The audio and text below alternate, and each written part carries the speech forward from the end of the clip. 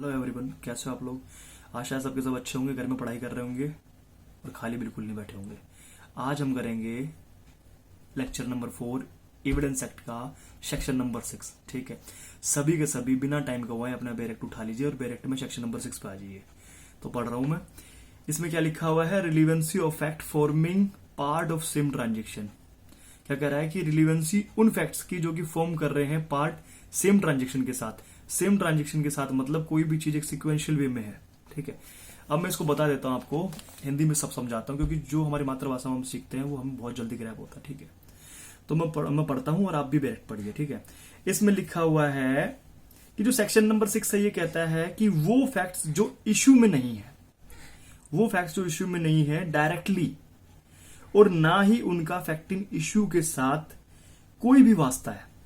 ठीक है, वो फैक्ट्स जो इश्यू में नहीं है और ना ही उनका फैक्टिंग इश्यू के साथ डायरेक्टली कोई भी वास्ता है, लेकिन वो फैक्टिंग इश्यू के साथ इस तरह से कनेक्टेड है कि वो एक ट्रांजैक्शन का हिस्सा बन रहे हैं।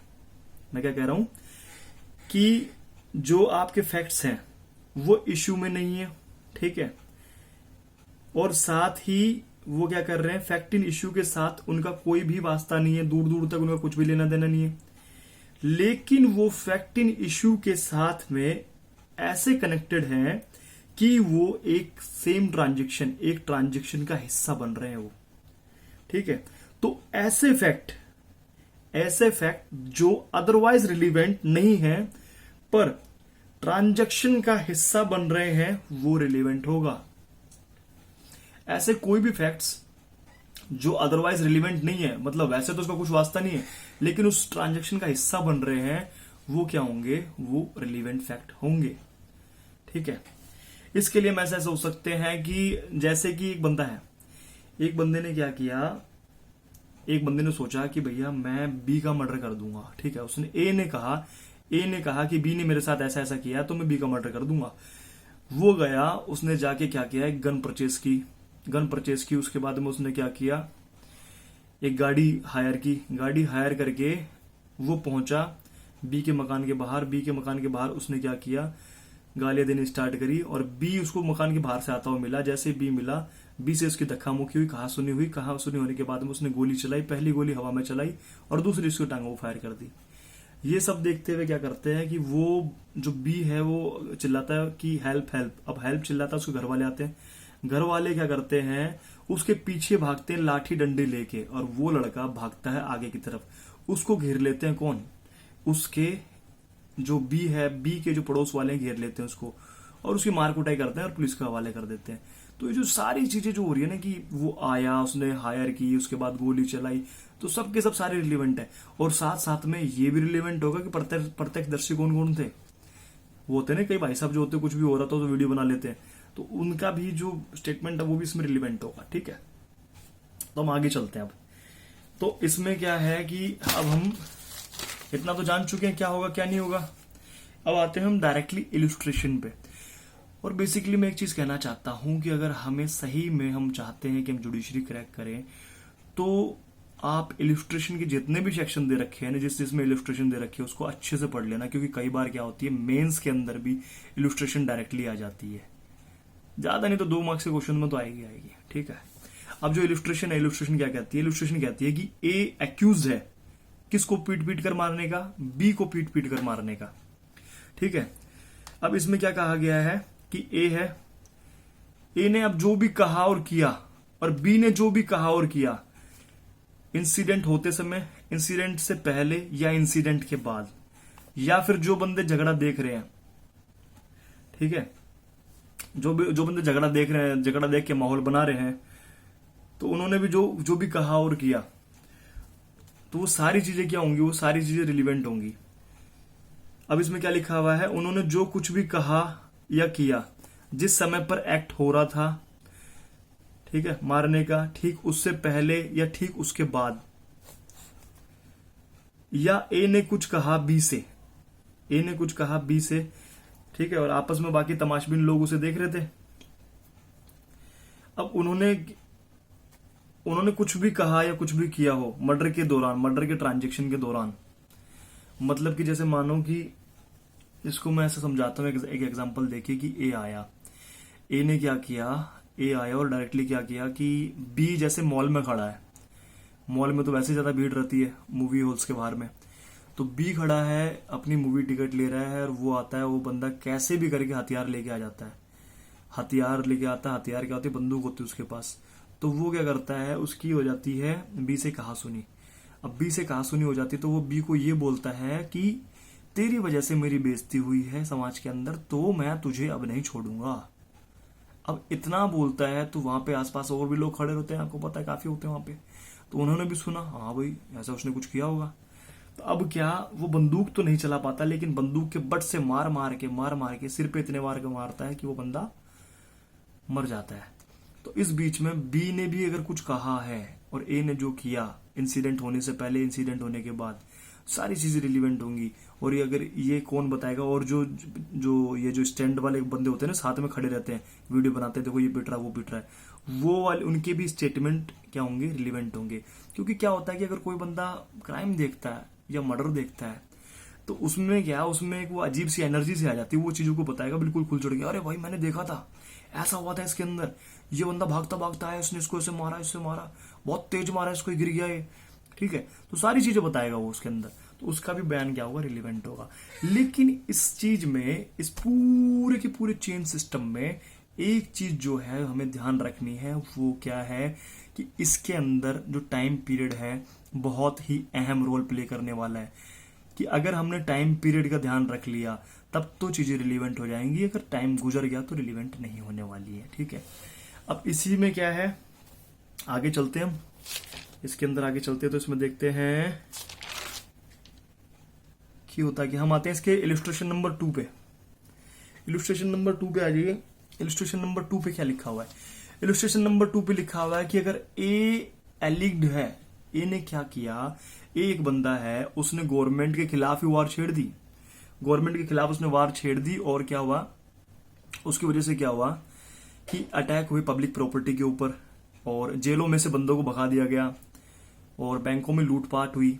तो ऐसे किसी भी सिस्टम में क्या है कि डायरेक्टली वो चाहे सबके सब इवेंट्स में वहां पे शामिल हो या ना हो, लेकिन अगर एक इवेंट में शामिल है, जैसे प्रॉपर्टी जलाने में शामिल है या फिर बैंक को लूटने में शामिल है, तो बाकी 2 इवेंट भी तो उसकी वजह से हुए हैं, सारा काम तो किया धरा उसका ही है, तो उसके अंदर भी वो एक्यूज होगा, ठीक है, क्योंकि सारी की सारी जड़ कौन है, वही है। अब हम इसमें आगे चलते हैं, आगे क्या कि देखो चीजें, जो इंसिडेंट है ट्रांजेक्शन, वो कितने प्रकार से हो सकते हैं। एक तो सिंगल इंसिडेंट हो सकता है, एक मल्टीपल इंसिडेंट होता है।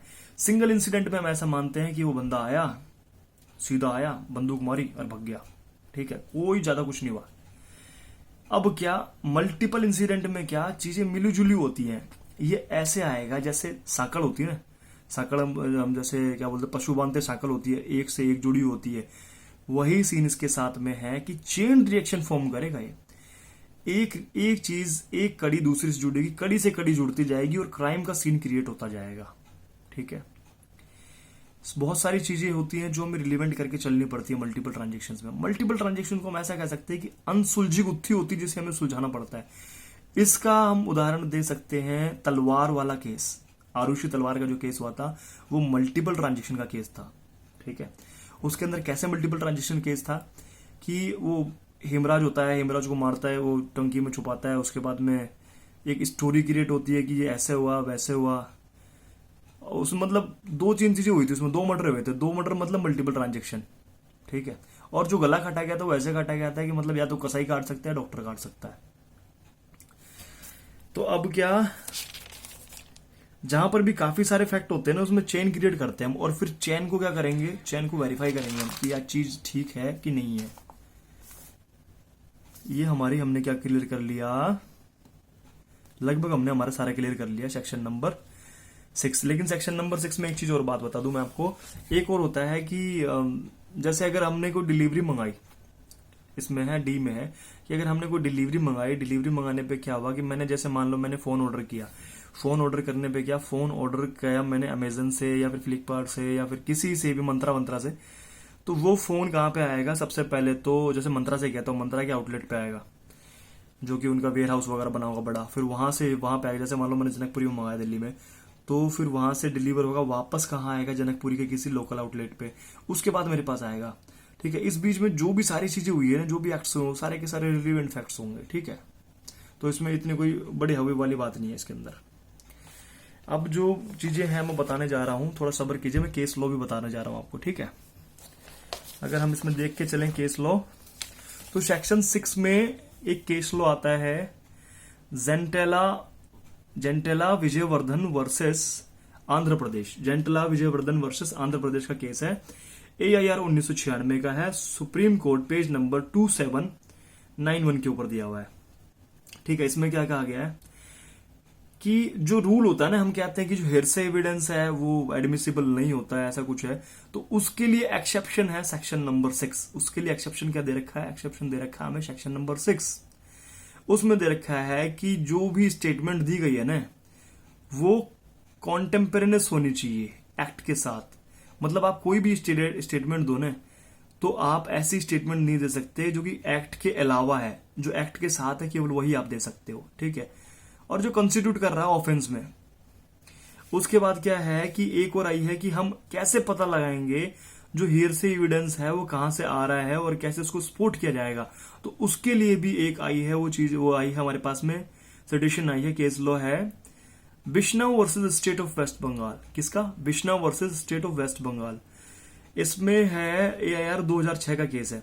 इसके अंदर क्या कहा गया? इसके अंदर कहा गया कि एक विटनेस होता है, वो जाता है किसी स्पॉट पे क्या देखता है कि एक माँ अपने डिसीज बेटे के पास में बैठी हुई है, विलाप कर रही है और बाकी सारे के सारे बेहोश पड़े हुए हैं।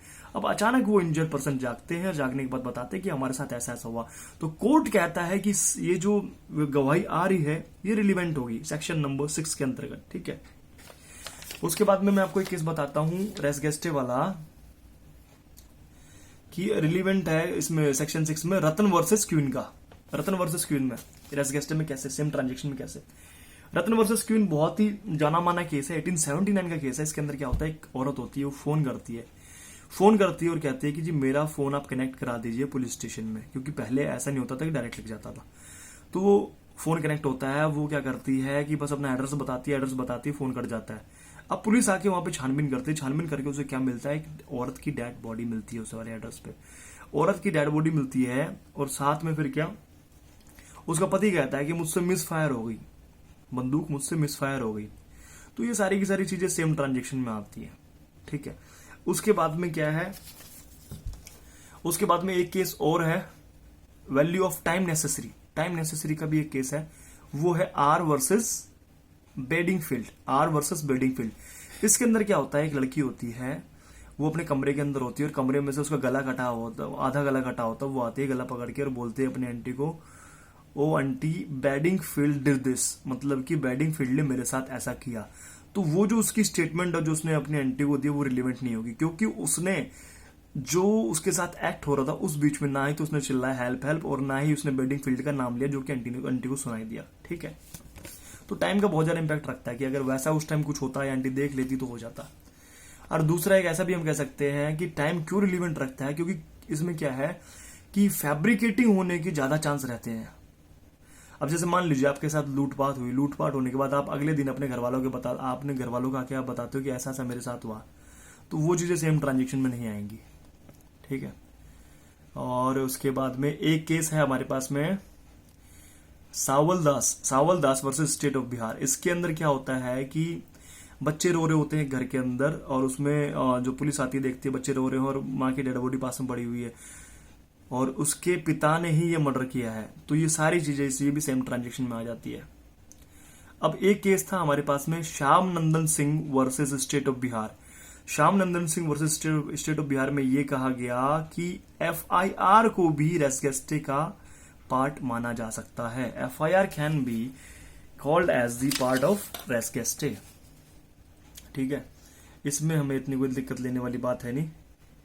अब अगर देखा जाए, अगर मैं कैटेगरीज बनाऊं रेसगेस्टे की तो 3 कैटेगरीज होती है। सबसे पहली क्या है, वर्ड और फ्रेज दैट आइदर होली और पार्शियली एक्सप्लेन फिजिकल फैक्ट। कोई भी वर्ड या फ्रेज जो क्या कर रहा हो, एक्सप्लेन कर रहा हूं किसी फिजिकल फैक्ट को।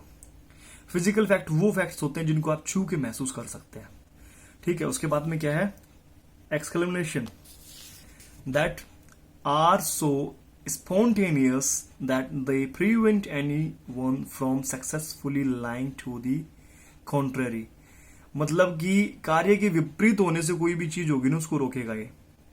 उसके बाद में statement that prove individual state of mind, ऐसी कोई भी स्टेटमेंट जो प्रूव करे किसी भी इंडिविजुअल के स्टेट ऑफ माइंड को, ठीक है। और एक बात और कि जो सर्कमटेंशियल एविडेंस है वो भी रेस गेस्टे में आएगा। फिर हम देखते हैं इसके बाद डॉक्ट्राइन ऑफ रेस गेस्टे के, इसमें भी लीडिंग केसेस है मेरे पास में और भी, वो जैसे जावेद आलम है, Javed Alam versus State of Chhattisgarh. इसके अंदर सुप्रीम कोर्ट ने कहा कि जो सेक्शन नंबर 6 है वो एक्सेप्शन है हियरसे एविडेंस का, ठीक है। Javed Alam versus State of Chhattisgarh, इसमें सुप्रीम कोर्ट ने कहा कि सेक्शन नंबर 6 क्या है, एक्सेप्शन है हियरसे एविडेंस का। फिर एक केस हमारे पास आता है राम सिंह वर्सेस कोल राम सिंह, राम सिंह वर्सेस कोल राम सिंह 1985 का है।